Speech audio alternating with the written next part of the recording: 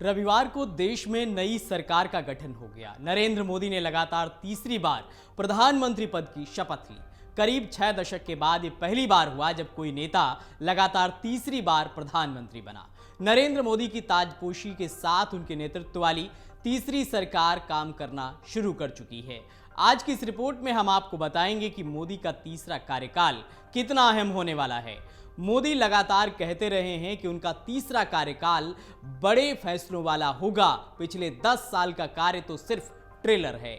जब उन्हें एनडीए संसदीय दल का नेता चुना गया तब भी उन्होंने ये बातें दोहराई थी। मोदी के दूसरे कार्यकाल में जम्मू कश्मीर से धारा 370 का हटना, राम मंदिर का निर्माण, नागरिकता अधिनियम कानून का लागू होना बड़े फैसलों के रूप में गिना जाता है। ऐसे में लोगों के मन में भी सवाल है कि आखिर इस बार एनडीए सरकार कौन से बड़े और कड़े फैसले ले सकती है, आखिर किन क्षेत्रों में बड़े निर्णय हो सकते हैं। तो चलिए आपको बताते हैं।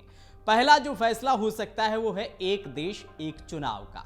लोकसभा चुनाव 2024 में भाजपा के घोषणा पत्र में एक देश एक चुनाव का वादा किया गया है। नरेंद्र मोदी समेत भाजपा के तमाम बड़े नेता इसे लागू करने की वकालत कर रहे हैं। दरअसल नरेंद्र मोदी ने 2019 के स्वतंत्रता दिवस पर एक देश एक चुनाव का जिक्र किया था। तब से अब तक कई मौकों पर भाजपा की ओर से एक देश एक चुनाव की बात कही जाती रही है। दरअसल एक देश एक चुनाव की बहस 2018 में विधि आयोग की एक मसौदा रिपोर्ट के बाद शुरू हुई थी। उस रिपोर्ट में आर्थिक वजहों को गिनाया गया था।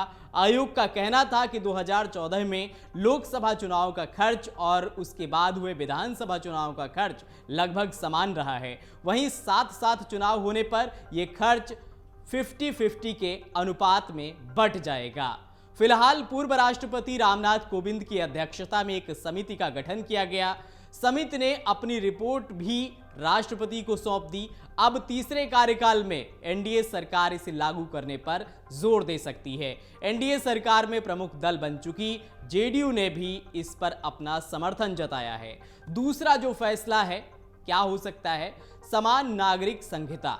देश भर में सबके लिए एक समान कानून करना भाजपा के एजेंडे में रहा है। पार्टी ने 2024 के घोषणा पत्र में इस विषय को रखा है। भारतीय जनता पार्टी ने 2022 में हुए उत्तराखंड विधानसभा चुनाव में इसे मुद्दा बनाया था और चुनाव जीतने के बाद इसे लागू भी कर दिया। अब भाजपा के नेतृत्व वाले एनडीए के तीसरे कार्यकाल में समान नागरिक संहिता को आगे बढ़ाने पर जोर दिया जाएगा।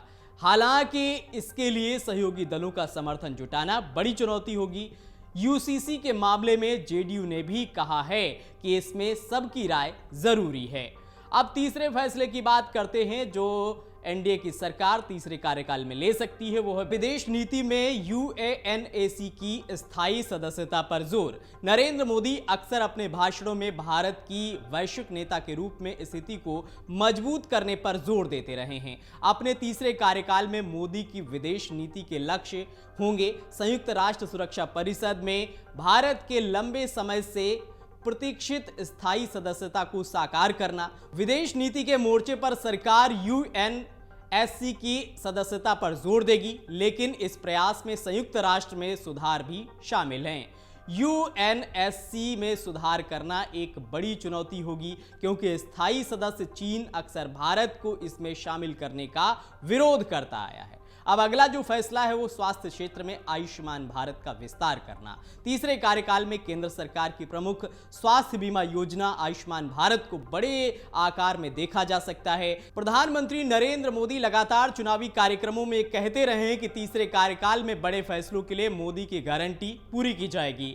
चुनाव परिणाम घोषित होने के बाद भाजपा कार्यकर्ताओं को संबोधित करते हुए मोदी ने भविष्य के लिए अपने विजन को रेखांकित किया था। मोदी ने आयुष्मान भारत के तहत प्रदान की जाने वाली मुफ्त स्वास्थ्य सेवा तक अभूतपूर्व पहुंच पर जोर दिया। इसके अलावा भाजपा के 2024 के घोषणा पत्र में आयुष्मान भारत के कवरेज को 70 वर्ष से अधिक उम्र के वरिष्ठ नागरिकों और ट्रांसजेंडर समुदाय को शामिल करने के लिए आगे बढ़ाने का भी वादा किया गया है। तो इन तमाम योजनाओं को अमली जामा पहनाने की अगली सरकार में मोदी कोशिश करेंगे। अगर आप ये वीडियो YouTube पर देख रहे हैं तो हमारे चैनल को सब्सक्राइब करें और बेल आइकन को दबाना ना भूलें। अगर आप Facebook पर ये वीडियो देख रहे हैं तो हमारे पेज को लाइक करें।